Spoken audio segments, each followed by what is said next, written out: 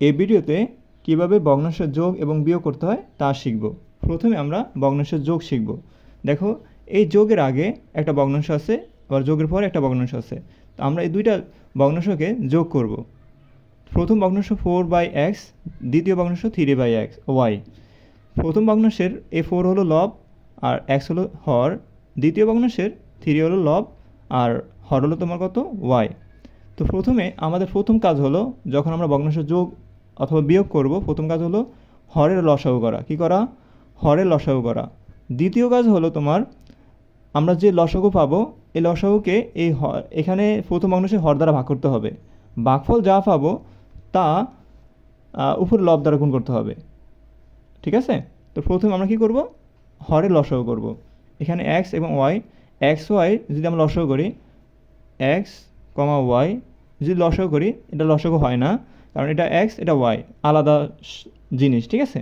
যেহেতু আলাদা জিনিস তাহলে আমরা গুণ করে দিব। x এর সাথে y গুণ করলে কি হবে? xy হবে। যদি বলে a এবং b এর লসাগু কত হবে, a আর b তো লসাগু হয় না, তো আমরা কী করবো? a এর সাথে b গুণ করলে কী পাবো? আমরা ab পাবো। ঠিক আছে? এখন আসলে x এবং y এর লসাগু তো হয় না, তো আমরা কী করবো? x এবং y এর লসাগু হবে xy। কী হবে? xy। ওকে, তো আমি সমান সমান দিয়ে এই সমান সমান মাঝ বরাবর টান দেব। x এবং y এর লসাগু হবে কত? xy। এখন কি করব? এই যে ভগ্নাংশের এই যে হর, এই হরকে হর দ্বারা ভাগ করতে হবে। এখানে হর কত পেয়েছি? xy। xyকে ভাগ মানে হলো এই চিহ্ন, ভাগ চিহ্ন, তারপরে এই x দ্বারা ভাগ করতে হবে। প্রথম ভগ্নাংশে হর দ্বারা ভাগ করতে হবে। প্রথম ভগ্নাংশে হর কত? x, x লিখলাম। x কাটা যায়, তাই কি বলো তো? y। এই yকে 4 দ্বারা গুণ করতে হবে। yকে 4 দ্বারা গুণ করলে কত হবে? 4y। বুঝছো? তো প্রথম ভগ্নাংশের হরের সাথে এই আমরা যে হর পেয়েছি হর দ্বারা ভাগ করতে হবে, মানে হরকে এই হর দ্বারা ভাগ করলে আমরা পাবো y। x কাটাতে থাকে y, yকে উপর লব দ্বারা গুণ করলে আমরা কী পাবো? 4y সাথে 4 গুণ করলে 4y হবে। ফেলাস। এবার আসো এখানে, এবার দ্বিতীয় ভগ্নাংশে আসো। দ্বিতীয় ভগ্নাংশের হর কত? y, আর এখানে আমরা পেয়েছি কত? xy। এই xyকে এই y দ্বারা ভাগ করতে হবে। তো আমরা ভাগ করি, xyকে আমরা কী করব? এই xyকে y দ্বারা ভাগ করব। y কাটা যায়, থাকে কী বলো তো? x এর সাথে 3 গুণ করব, মানে আমরা যে ভাগফল পেয়েছি এই ভাগফলের সাথে আমরা লবের গুণ করব। x এর সাথে 3 গুণ করলে হবে 3x। এখন দেখো, এখানে 4টা y, এখানে 3টা x। 4টা y এর সাথে 3টা x যোগ হয়? কখনো হয় না। ঠিক আছে? তো যেরকম আছে সেরকমই, তো এটাই অ্যান্সার।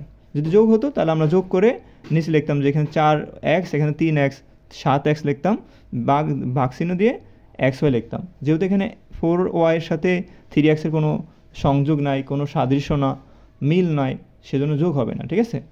ওকে, তো আশা করি বুঝতে পেরেছো। তারপর আরেকটা দিয়ে তোমাদের বুঝাই। মনে করো এখানে আছে তোমার 2। ঠিক আছে? এখানে মনে করো আছে তোমার a স্কোয়ার, ফেলাস। এখানে মনে করো তোমার আছে এখানে আমরা b স্কোয়ার লিখি। ঠিক আছে? এখানে মনে করো আছে 1। এটা কেমনে করবা? a স্কোয়ার, দেখো এখানে এই ভগ্নাংশের এখানে হর হলো তোমার a স্কোয়ার, আর এই ভগ্নাংশের দ্বিতীয় ভগ্নাংশের হর হলো তোমার b স্কোয়ার। এখন আমরা a স্কোয়ার এবং b স্কোয়ার লসাগু করব। এখন a স্কোয়ার এবং b স্কোয়ার তো আলাদা বিষয়, লসাগু হয় না, তাহলে আমরা গুণ করে দিব। a স্কোয়ার সাথে b স্কোয়ার গুণ করলে কী হবে বলো তো? a স্কোয়ার এবং b স্কোয়ার। ঠিক আছে? a স্কোয়ার b স্কোয়ার লসাগু হয় না, তাহলে আমরা গুণ করে দিব। a স্কোয়ার সাথে b স্কোয়ার গুণ করলে হবে a স্কোয়ার b স্কোয়ার। ঠিক আছে? এখন কী করবো? আমরা এই হরকে হর দ্বারা ভাগ করব। আমরা এখানে হর পেয়েছি a স্কোয়ার b স্কোয়ার, এখানে পেয়েছি a স্কোয়ারকে a স্কোয়ার দ্বারা ভাগ করলে 1 থাকে, মানে এটা এরকম a স্কোয়ার এবং b স্কোয়ার ভাগ হবে তোমার a স্কোয়ার কাটাতে থাকে b স্কোয়ার। এই b স্কোয়ারকে আমার এই 2 দ্বারা গুণ করতে হবে।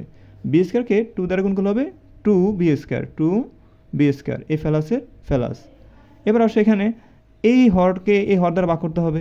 এখন দেখো এখানে আছে a স্কোয়ার b স্কোয়ার, তাহলে a স্কোয়ার b স্কোয়ার ভাগ হবে b স্কোয়ার কাটাতে থাকে a স্কোয়ারকে 1 দ্বারা গুণ করলে হবে a স্কোয়ার, কারণ 1 দ্বারা প্রয়োজন নাই।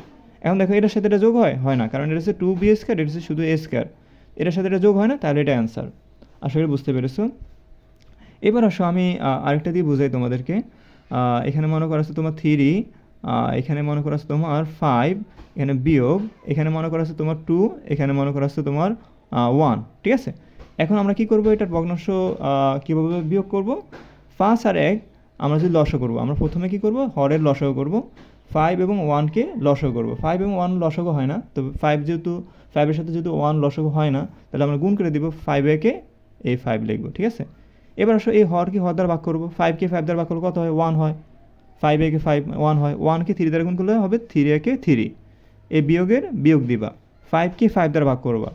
5কে যদি 5কে 1 দ্বারা ভাগ করবা। 5কে যদি 1 দ্বারা ভাগ করো, অ্যান্সার কত হইব? 5 হইব। এই 5কে 2 দ্বারা গুণ করবা, উপরে লব দ্বারা গুণ করবা। 5 এর সাথে 2 গুণ করলে হবে কত বলো তো? 10। কত হবে? 10। এখন টান দিবা, এই 5 এর 5 লিখবা। দেখো -10 থেকে -3 বাদ দিতে হবে, কারণ -10 এর সংখ্যা বেশি, -3 এর সংখ্যা কম। তো -10 থেকে -3 বাদ দিলে -7 থাকবে। কি থাকবে? -7। তো এটা এভাবে লিখবা -7/5, মানে উপরে যদি মাইনাস থাকে এটা ফাঁসে লিখতে হয়। আশা করি বুঝতে পেরেছো।